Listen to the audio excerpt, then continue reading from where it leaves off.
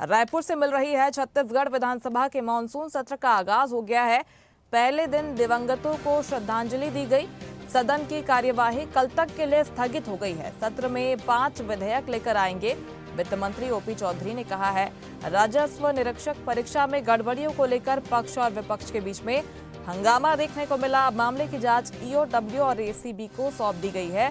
सदन में सत्ता पक्ष और विपक्ष में जमकर बहस हुई। सरकार के जवाब से असंतुष्ट कांग्रेस विधायकों ने सदन से वॉकआउट कर दिया। इसके बाद कार्यवाही स्थगित कर दी गई है।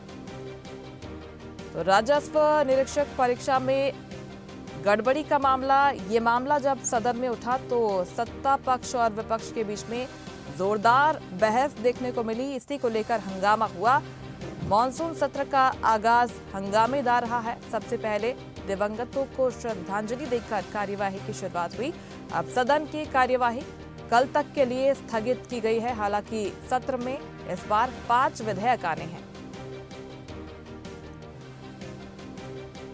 और इस खबर पर ज्यादा बातचीत के लिए सीधे रुख करते हैं। Chhattisgarh state editor doctor Sanjay Shekhar हमारे साथ जुड़ गए हैं। संजय जी, पहला दिन जैसा कि उम्मीद थी, संभावना थी, हंगामेदार रहा है।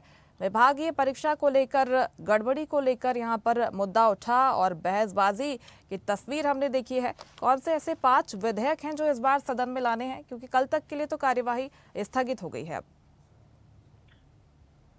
जैसे कि संभावना थी उसी के अकॉर्डिंग पूरी कार्यवाही चली और करीब 1:45 बजे सदन की कार्यवाही स्थगित हो गई, क्योंकि आखिरी वक्त में जब काम रोको प्रस्ताव, स्थगन प्रस्ताव विपक्ष की तरफ से प्रदेश में खाद और बीज की किल्लत को लेकर के लाया गया और उस पर सरकार की तरफ से बेबुनियाद है, उससे नहीं है। पूरे प्रदेश में खाद और बीज की उपलब्धता न केवल है बल्कि जो है रोपनी भी पिछले सालों की तुलना में ज्यादा हुई है। तो इसके जवाब के बाद पक्ष में विधानसभा में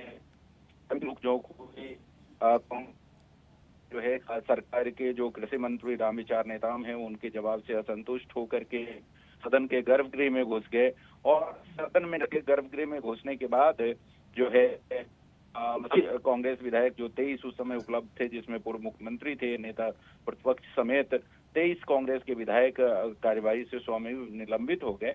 और चूंकि सदन की कार्यवाही से कांग्रेस के हम विधायक थे, तो इसके मद्देनजर सदन की कार्यवाही जो है कल तक के लिए स्थगित कर दी गई।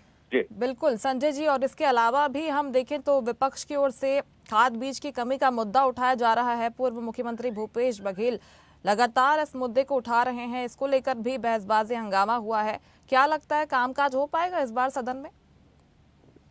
देखिए, जैसी विपक्ष की रणनीति थी कि पहले दिन ही खाद बीज की किल्लत के मुद्दे को स्थगन के माध्यम से उठाया जाएगा और पहले ही दिन विपक्ष ने इसको स्थगन के माध्यम से लाया और उठाया, उस पर चर्चा की मांग की, लेकिन सरकार चर्चा के लिए तैयार नहीं हुई और उसके बाद हंगामा हुआ, सदन की कार्यवाही बाधित हुई और तमाम जो कांग्रेस के विधायक थे वो सदन की गर्भगृह में घुसे। तो ये पहले से ही कांग्रेस की प्लानिंग थी। सरकार भी उसके लिए तैयार थी कि सरकार जो है विपक्ष के आगे झुकेगी नहीं और स्थगन को स्वीकार नहीं किया जाएगा। तो सरकार की तरफ से भी उसी तरह के जवाब आए। लेकिन इससे पहले प्रश्नकाल की अगर बात की जाए तो प्रश्नकाल में जो विभागीय परीक्षा हुई थी आरआई की, उसको लेकर के जो है मंत्री टंगरांग वर्मा वो सत्ता पक्ष और विपक्ष से घिरते नजर आए।